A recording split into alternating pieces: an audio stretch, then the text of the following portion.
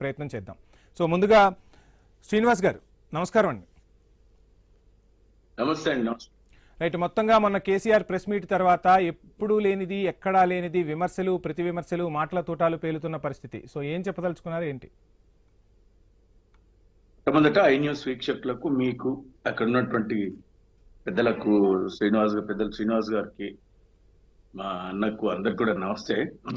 విజయ్ అన్నకు కూడా నమస్తే. ఇప్పుడు ముఖ్యమంత్రి గారు ఆయన సహజంగానే ఆయన భాష ధోరణి ఎప్పుడు మనం చూస్తుంటాం. ప్రతిపక్షాలు అంటే ప్రజలను తప్పుదో పట్టించడానికి, ప్రజల దృష్టి మరల్చడానికి ఎప్పటికప్పుడు ఆయన ఒక అవకాశం కోసం ఎదురు చూస్తుంటారు. అది అనుకోకుండా కేసీఆర్ గారు ప్రెస్ మీట్ పెట్టిన తర్వాత ఆయన ఒక మాట అన్నారు.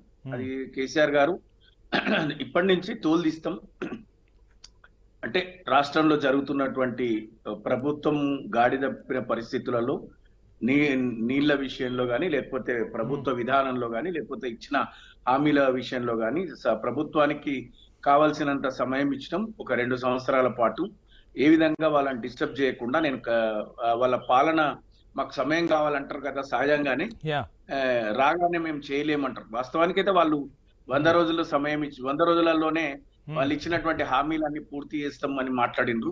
ఆ తర్వాత పార్లమెంటు ఎన్నికలు వస్తే అదొక కుంటి సాగుగా చూపించినటువంటి సందర్భం ఉంది.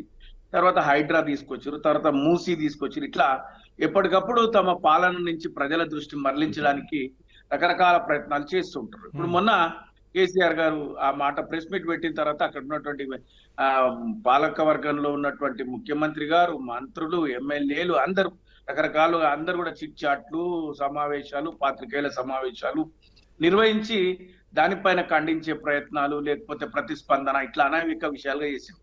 ముఖ్యమంత్రి గారు అయితే కాదు దారుణంగా, అంటే పెద్ద ఆయన మాట్లాడిండు, ఒక మాట అన్నాడు, దానికి ఏదో శ్రీనివాస్ గారు కాంగ్రెస్ నుంచి వినిపిస్తున్న విమర్శ ఏంటి అంటే, సరే మాజీ ముఖ్యమంత్రి కేసీఆర్ అంటే మాట్లాడారు కానీ రోజు రేవంత్ పై హరీష్ రావు, కేటీఆర్ చేస్తున్న విమర్శలు ఎటువంటి మాటలు మాట్లాడుతున్నారు?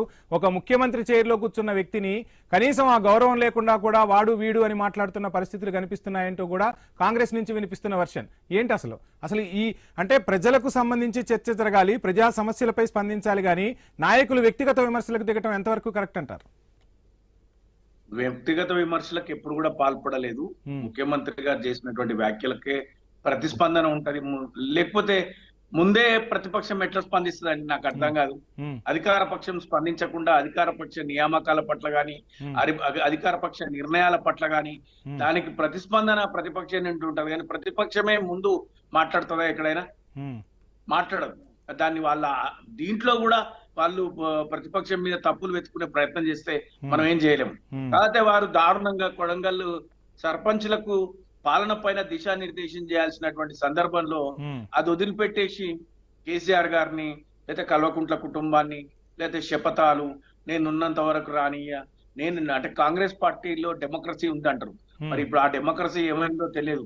డెమోక్రసీ డెడ్ ఇన్ కాంగ్రెస్ అని అనిపిస్తుంది. కాంగ్రెస్ అంటే రేవంత్ రెడ్డి గారే అంటే కాంగ్రెస్ అన్న విధంగా వారు మాట్లాడుతుండ్రు. ఎందుకంటే కాంగ్రెస్ అందరు కలిస్తేనే వారు బికమ్ చీఫ్ మినిస్టర్ తెలంగాణ. వీళ్ళందరికన్నా కూడా ప్రజలు గొప్పవాళ్ళు. అది దట్ ఈజ్ ఓకే. అల్టిమేట్ గా ప్రజా నిర్ణయానికి అందరు కట్టుబడి ఉండాలి. నేను 20 ఏళ్ళుంటా, 30 ఏళ్ళుంటా, నేనే ఉంటా, నేనే రానియ్యా. మీరెవరండి రానియకపోవడానికి?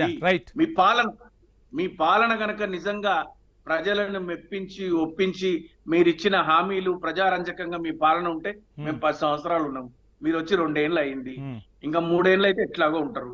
తెలియదు కదా. 3 సంవత్సరాల తర్వాత మీ పాలన నచ్చి ప్రజా తీర్పుకు మేము శిరసా వహిస్తాం, మేము ప్రజా తీర్పును గౌరవిస్తాం అంటున్నాం. మీరేమో మీరే ఉంటా అంటున్నారు. మీరుంటారా మేము వస్తామా అనేటువంటిది ఇప్పటికే ప్రజలు నిర్ణయించుకుంటారు. మీరు తీసుకున్న అనేక నిర్ణయాలు, యూరియా కావచ్చు, లేకపోతే రైట్, ఇప్పుడు పాయింట్ కి వచ్చారు. సో వీటిపై ఎక్కడా చర్చ జరగట్లేదు. శ్రీనివాస్ గారు చెప్పండి. అల్జాపూర్